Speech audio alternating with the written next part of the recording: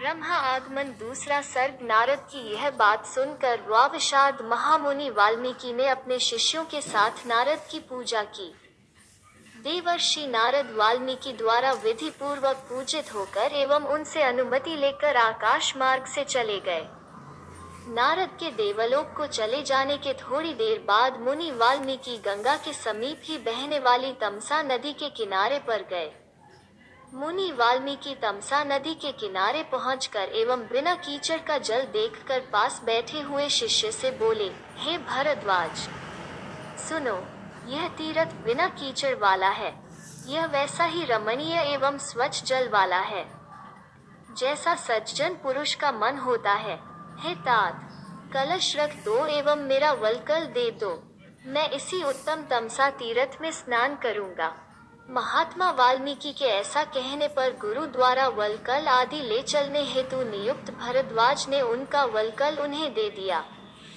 जितेंद्रिय वाल्मीकि ने शिष्य के हाथ से वलकल लेकर सब ओर देखते हुए उस विशाल वन का भ्रमण किया।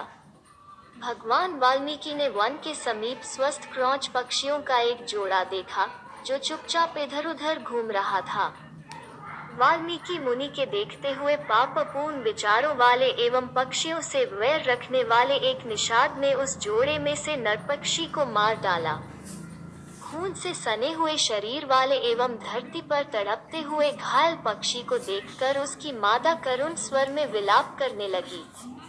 वो लाल सिर वाले मित्र, भक्त एवं सहचारी पक्षी पति से वियुक्त हो गई थी। निषाद द्वारा घायल करके गिराए हुए उस प्रकार के पक्षी को देखकर उन धर्मात्मा मुनि के मन में करुणा उत्पन्न हुई। करुणा उत्पन्न होने के कारण एवं रोती हुई क्रांची को देखकर द्विजव वाल्मीकि ने इस कार्य को अधर्म समझकर यह वचन कहा, क्या हे निषाद, तू अनेक वर्षों तक प्रतिष्ठा प्राप्त न करे, क्योंकि तूने काम क्रीड़ा में संलग्न क्रौंच पक्षियों के जोड़े में से एक को मार डाला है। इस प्रकार कहने के बाद हृदय में विचार करने पर वाल्मीकि को चिंता हुई कि इस पक्षी के शोक से दुखी मैंने यह कह दिया। वे महाप्राज्ञ एवं बुद्धिमान मुनिश्रेष्ठ वाल्मीकि विचार करते हुए अपने शिष्य से इस प्रकार बोले, मुझ शोकार्त के मुख से जो चरणों में बंधा हुआ समान अक्षरों वाला एवं वीणा की लय से युक्त श्लोक निकला है, वो असत्य नहीं हो सकता। बोलते हुए उन मुनि के उत्तम वचनों को शिष्य ने प्रसन्न होकर कंठस्थ कर लिया। इससे शिष्य के प्रति गुरु बहुत संतुष्ट हुए। वे मुनि वाल्मीकि उस तीर्थ में विधि पूर्वक स्नान करके उसी बात पर विचार करते हुए आश्रम को लौटे। इसके बाद विनीत एवं गुरु से विद्या पढ़ने वाला शिष्य भरद्वाज भरा हुआ कलश लेकर उनके पीछे चलने लगा। वे धर्मज्ञ वाल्मीकि अपने आश्रम में आकर शिष्य के साथ बैठे एवं निषाद के शाप को ध्यान में रखकर तरह तरह की कथाएं सुनाने लगे। इसके पश्चात लोकों के रचयिता, परम तेजस्वी एवं स्वयंभू चतुर्मुख ब्रह्मा मुनिश्रेष्ठ वाल्मीकि को देखने आए। वाणी पर संयम रखने वाले वाल्मीकि उन्हें देखकर सहसा उठे और हाथ जोड़कर नम्रता पूर्वक अत्यंत आश्चर्य करते हुए खड़े रहे।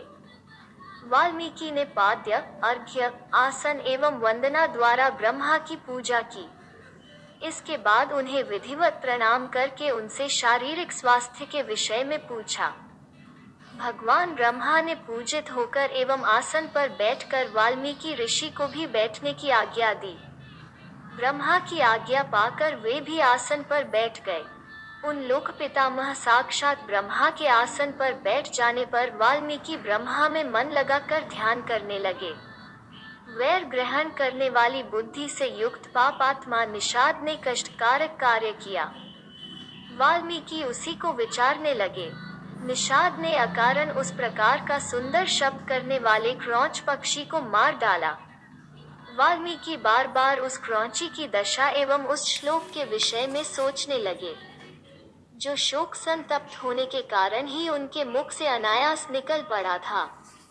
यह देखकर ब्रह्मा हंसते हुए उन मुनिश्रेष्ठ वाल्मीकि से बोले, तुमने श्लोक ही बनाया है, इस विषय में तुम सोच विचार मत करो। हे ब्राह्मण, मेरी इच्छा से ही तुम्हारे मुख से यह कविता प्रवाह हुआ है। हे ऋषि श्रेष्ठ, तुम धर्मात्मा, गुणवान एवं बुद्धिमान राम के संपूर्ण चरित्र का श्लोकों में वर्णन करो। तुमने नारद से उन वीर एवं बुद्धिमान राम का प्रकाशमय एवं रहस्यमय जो भी चरित्र सुना है, उसे तुम अपनी कविता में कहो। लक्ष्मण के सहित राम का, सभी राक्षसों का एवं वैदेही सीता का जो प्रकाशित एवं गुह्य चरित्र है, उसे तुम बताओ। तुम्हें जो ज्ञात नहीं है, वो भी ज्ञात हो जाएगा। उस काव्य में तुम्हारी कोई बात असत्य नहीं होगी। तुम राम की पवित्र एवं मनोरम कथा को श्लोकों के रूप में लिखो। धरती पर जब तक सरिताएं एवं पर्वत रहेंगे, तब तक रामायण लोगों में प्रचार होगा। जब तक लोक में राम कथा का प्रचार रहेगा, तब तक तुम मेरे उच्च लोक में निवास करोगे। ऐसा कहकर भगवान ब्रह्मा वहीं अंतर्धान हो गए। ब्रह्मा के चले जाने पर भगवान मुनि वाल्मीकि अपने शिष्यों सहित बहुत आश्चर्य में पड़ गए। इसके बाद उनके सब शिष्यों ने उस श्लोक को बार बार गाया। महर्षि वाल्मीकि ने समान अक्षरों एवं 4 चरणों के द्वारा जो श्लोक गाया था, उसे वे बार बार प्रसन्न होकर कहने लगे एवं बहुत विस्मित हुए। बार बार उस श्लोक को बोलने के कारण उनका शोक ही श्लोक के रूप में बदल गया। उन महात्मा वाल्मीकि के मन में ऐसा विचार उत्पन्न हुआ कि मैं संपूर्ण रामायण काव्य इसी प्रकार के छंद में बनाऊं। उसके पश्चात उन कीर्तिशाली एवं उदार बुद्धि मुनि ने यशस्वी राम के चरित्र को लेकर सुंदर अर्थ एवं पदों वाले छंदों के द्वारा समान अक्षरों वाले सैकड़ों श्लोकों से युक्त यशस्कर काव्य की रचना की। हे सज्जनों, वाल्मीकि मुनि द्वारा रचित रघुवर राम का चरित्र सुनिए। इसमें व्याकरण के नियमों के अनुसार समासों तथा संधियों को स्थान दिया गया है। इसमें दोषरहित, मधुर एवं सुबोध वाक्यों का समावेश है। इस प्रकार ऋषि वाल्मीकि कृत आदिकाव्य रामायण के बाल कांड में ब्रह्मा आगमन नामक दूसरा सर्ग पूर्ण हुआ।